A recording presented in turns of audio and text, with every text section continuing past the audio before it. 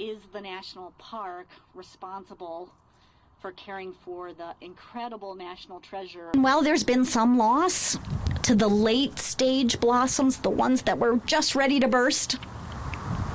We're very pleased to announce that many of the earlier stage blossoms, there's sort of 6 stages that the buds go through to get to blossom, that many of these early stage blossoms have survived the cold and will be emerging in the next week or so.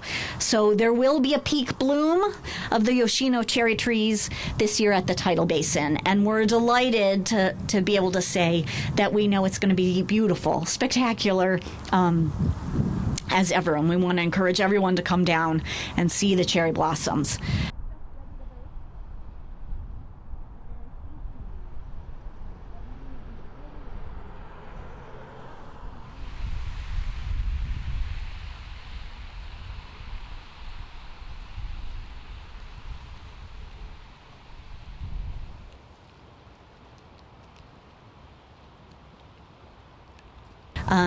We do anticipate that there will be some fewer blossoms than normal, and the color, therefore, may not be quite as dense as we've seen in past years around the Tidal Basin.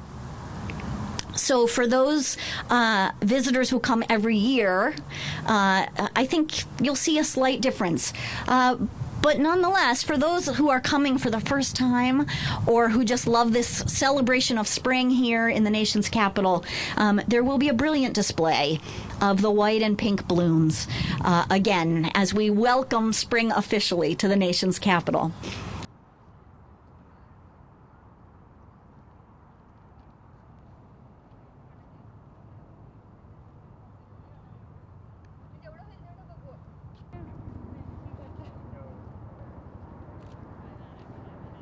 So what we're looking at going forward is that, again, given the loss of everything that was at puffy white, given the loss of probably 50% of the total number of Yoshino trees, we still have 50% of the Yoshinos that don't show evidence of damage and that we expect to come out over the next week or so.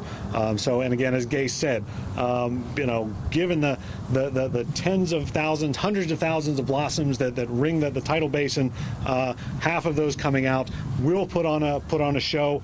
If it's your first time here and you've not seen it before, you're in for a treat. Even locals that have seen it before, it's still going to be well worth coming down and seeing. It's still going to be, as those of us who grew up in the D.C. area, it's still going to be the traditional start of spring in D.C.